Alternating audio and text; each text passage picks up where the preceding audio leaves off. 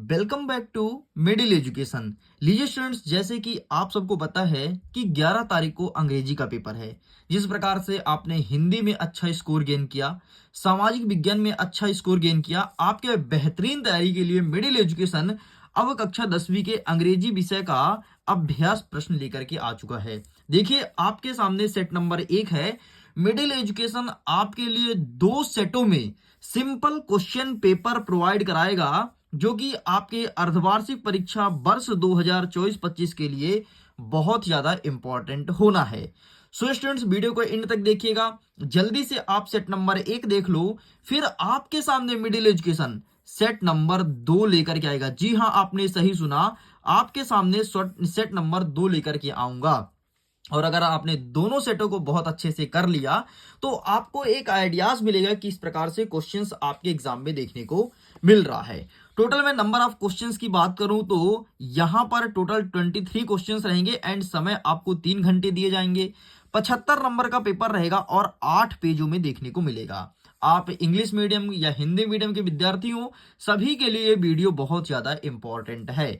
हमेशा मैं बोलता हूं, इंस्ट्रक्शन आप जरूर पढ़ा करो। एंड इंस्ट्रक्शन में क्या लिखा है देखो, all question are compulsory. Second number कह रहा है कि marks are indicated in front of each question. And तीसरा इंस्ट्रक्शन यहां पर जुड़ चुका है कि this paper is a model paper and has been prepared for educational purpose.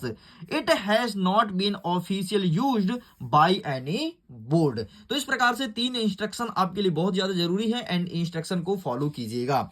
आगे बढ़ते हैं स्टूडेंट्स। तो इस प्रकार से आपके सामने मैं कक्षा 10वीं के अंग्रेजी का पेपर प्रस्तुत कर रहा हूं, जो कि सेट नंबर 1 है। तो चलिए बिना टाइम वेस्ट किए फटाफट हम पेज को पलटाते हैं और अपने सारे क्वेश्चंस को क्रमशः कवर करते हैं। यहां से स्टार्ट होता है हमारा सेक्शन नंबर 1, जो कि है रीडिंग कम्प्रीहेंशन। हमारे पास ज्यादा समय नहीं है, हम कम समय में जल्दी जल्दी सारे क्वेश्चंस को प्रिपेयर करेंगे, इस चीज को ध्यान रखिएगा। क्वेश्चन नंबर फर्स्ट कह रहा है read the unseen passage given below, answer the questions that follow.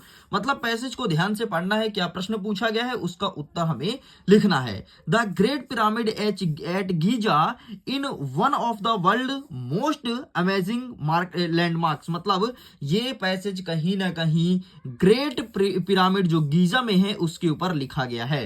तो बस भाई, हमने पैसेज को समझ गया पैसेज किसके ऊपर लिखा है।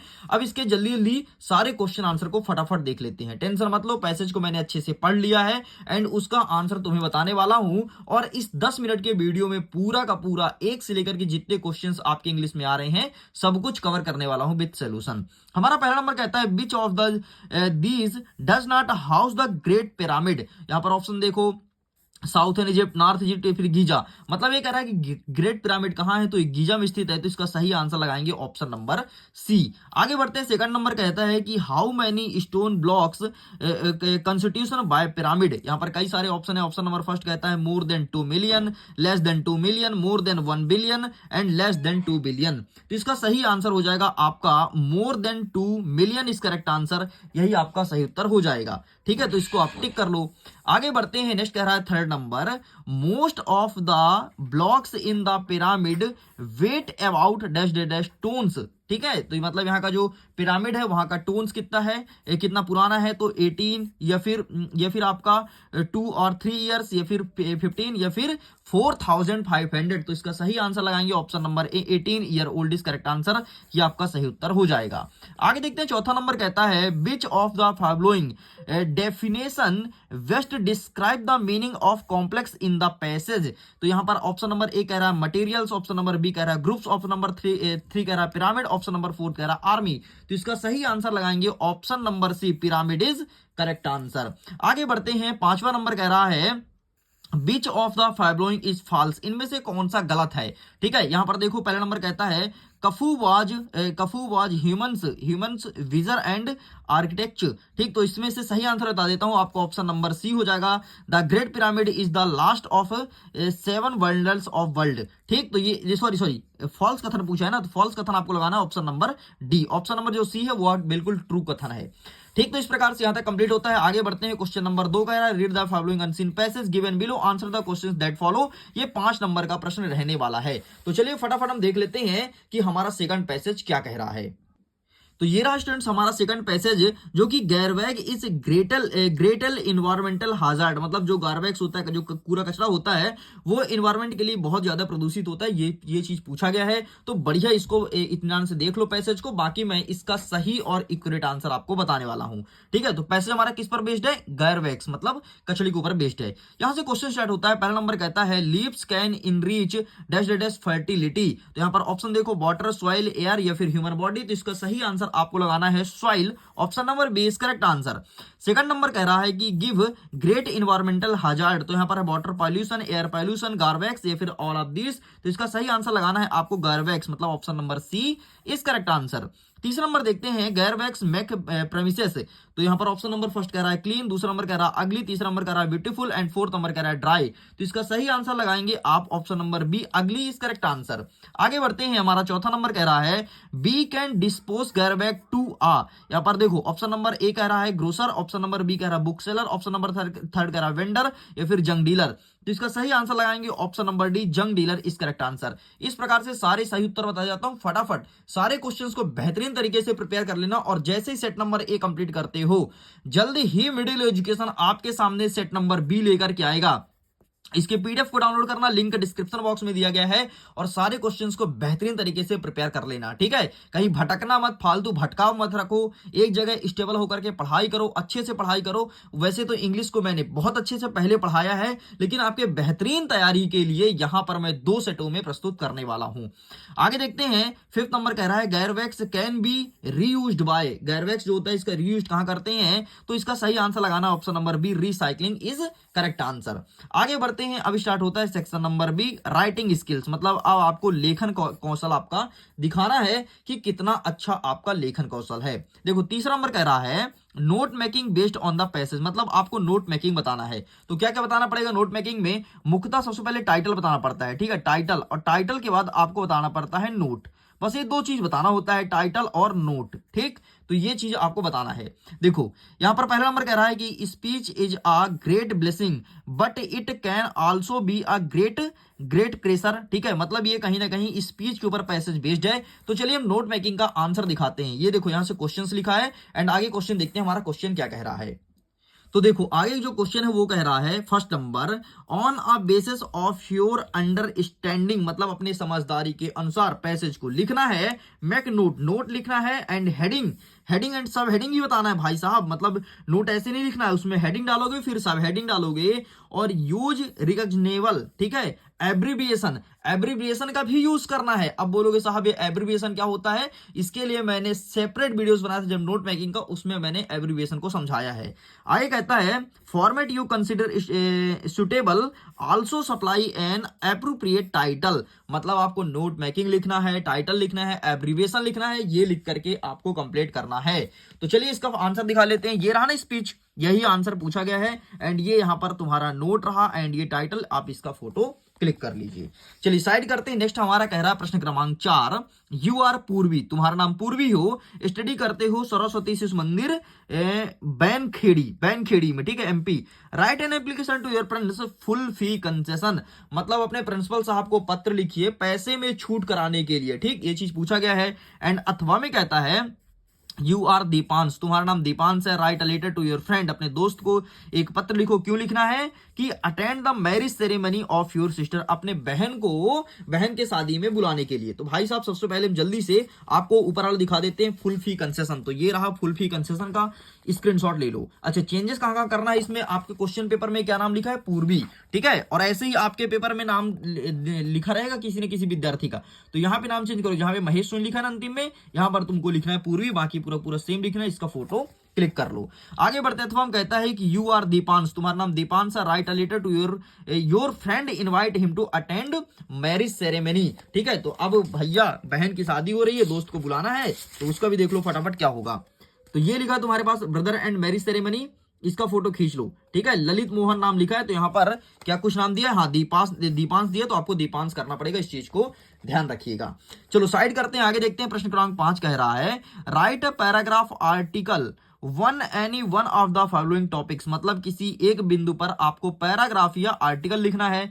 इसका आंसर लिखना है 120 शब्दों में। पहला नंबर कहता है my hobby, important of tree, covid, wonder of science. ये चीज पूछा गया है, तो आइए फटाफट इसका आंसर दिखा लेते हैं।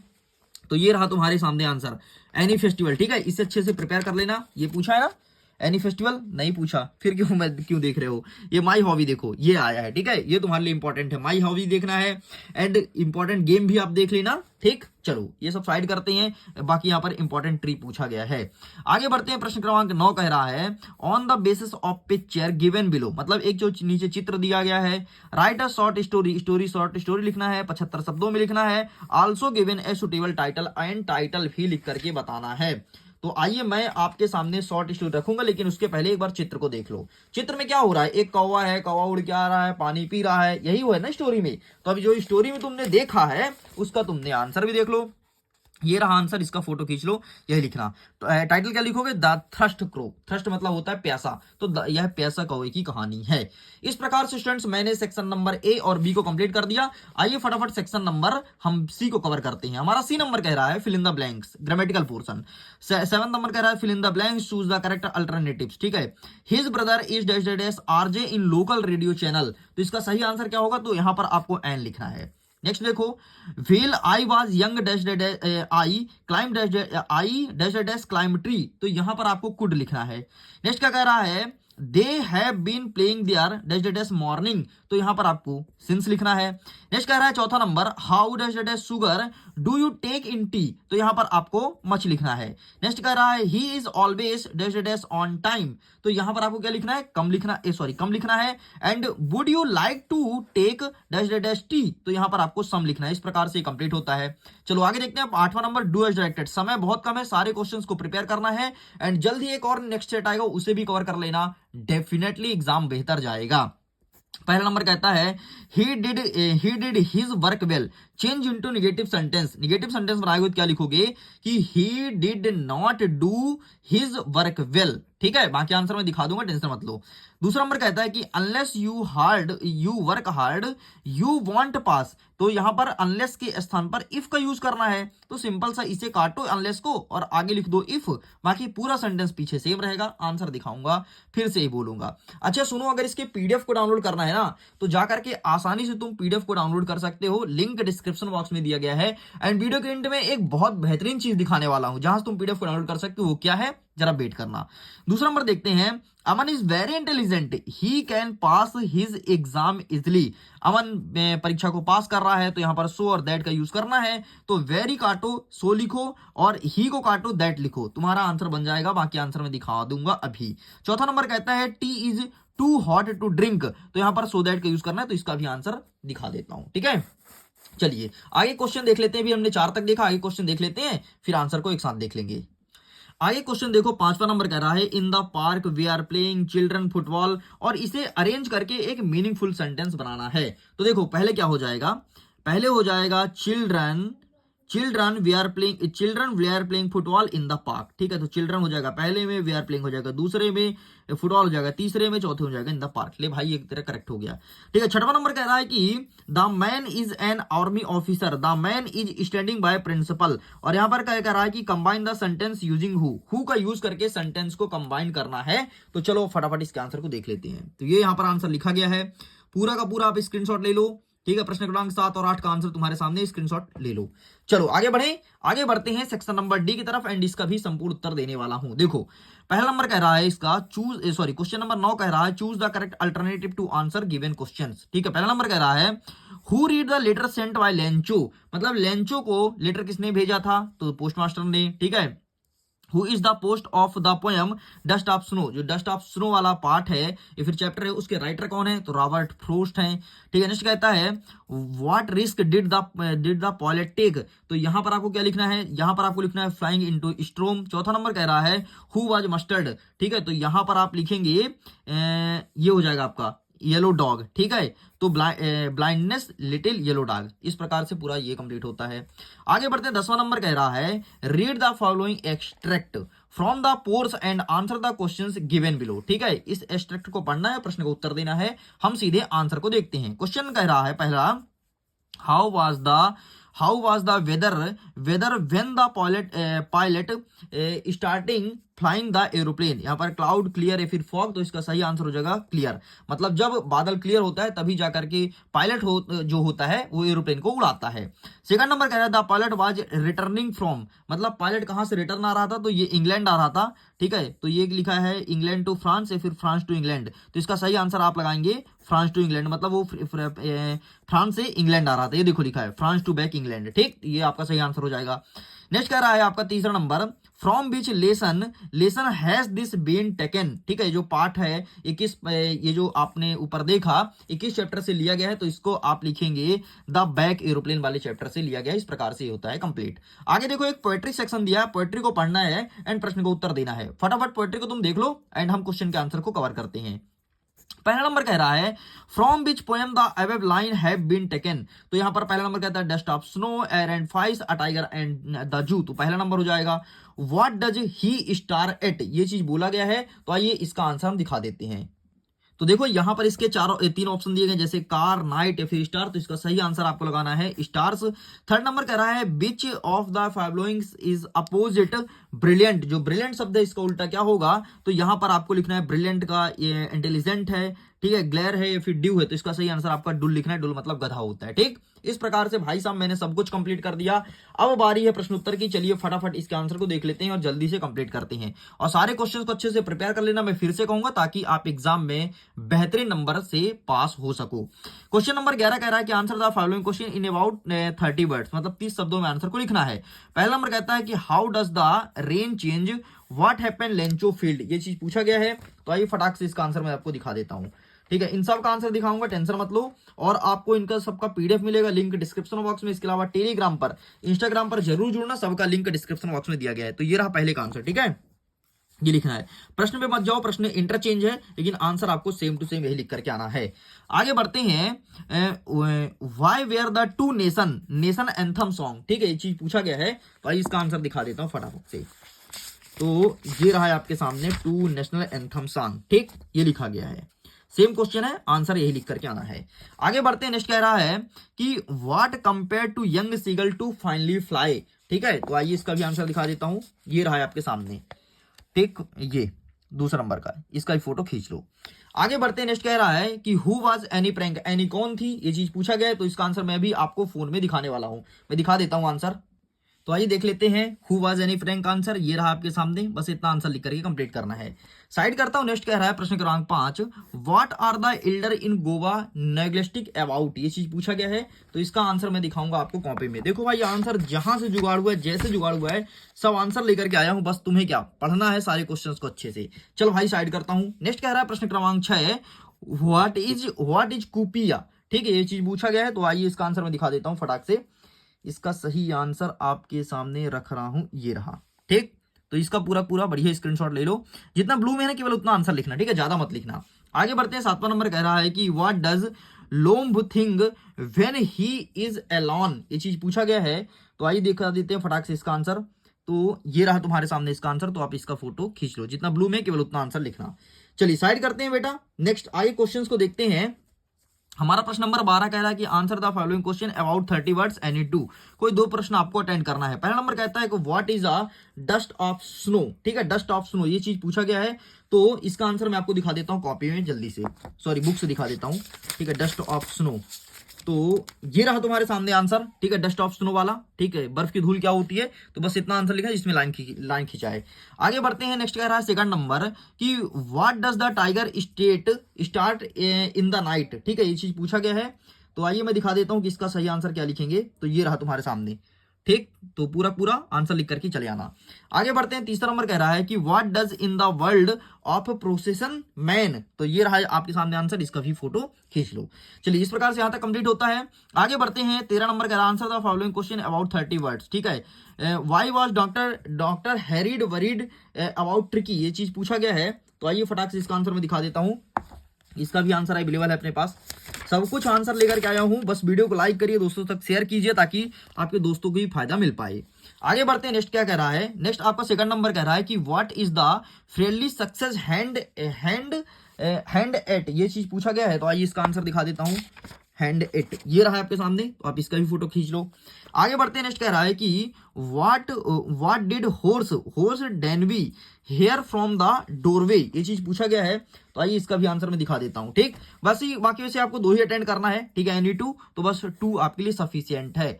आगे देखते हैं क्वेश्चन नंबर 14 क्या कह रहा है। 14 नंबर कह रहा है कि answer the following question about 75 birds, मतलब अब बड़े प्रश्न स्टार्ट हो गए हैं। What is the central idea fire and ice, जो फायर एंड आइस का चैप्टर है उसका सेंट्रल आइडिया बताना है। सेंट्रल आइडिया मतलब क्या होता है, सेंट्रल आइडिया मतलब ये है कि वो पाठ क्या कहना चाहता है इसके बारे में लिखना है। तो ये रहा आपके सामने आंसर, स्क्रीनशॉट ले लो। आगे बढ़ते हैं, इसी के अथवा क्या कहता है कि what are qualities of amend are prepared in the poem, ठीक है, ये चीज पूछा गया है। तो आइए इसका भी आंसर दिखा देता हूं, इसका सही उत्तर क्या हो जाएगा। तो ये रहा आपके सामने, आप इसका भी स्क्रीनशॉट ले लीजिए, ठीक, ये रहा। चलो साइड करते हैं, नेक्स्ट क्या कह रहा है, प्रश्न क्रमांक 15 कह रहा है, ठीक है, एंड 15 प्रश्न देख लीजिए, ठीक है, इसका अथवा वाला देख लीजिए, ठीक, एंड 16 नंबर देख लो। इस प्रकार से 16 प्रश्न देखने को मिल रहा है, एंड मैं इसका आंसर दिखा देता हूं। ये रहा आपके सामने 15 का आंसर, इसका फोटो खींच लीजिए। ये रहा 15 का अथवा, इसका भी आंसर का स्क्रीनशॉट ले लो। ये रहा 16 नंबर, इसका स्क्रीनशॉट ले लो, एंड ये रहा 17 नंबर, सॉरी 16 का अथवा। इस प्रकार से स्टूडेंट्स प्रश्न क्रमांक 1 से लेकर के और बिना स्किप किए मैंने 16 तक नॉन स्टॉप आंसर दिया हूं। अगर ये वीडियो आपको पसंद आया हो, मेरी मेहनत आपको पसंद आई, तो वीडियो को एक लाइक दीजिएगा, अपने मित्रों के साथ शेयर कीजिएगा। अगर मिडिल एजुकेशन में पहली बार सब्सक्राइब कर रखना, क्योंकि मिडिल एजुकेशन के वीडियोस हो सकता है आपको दोबारा देखने को ना मिले। वीडियो करता हूं एग्जाम के लिए, ऑल द बेस्ट।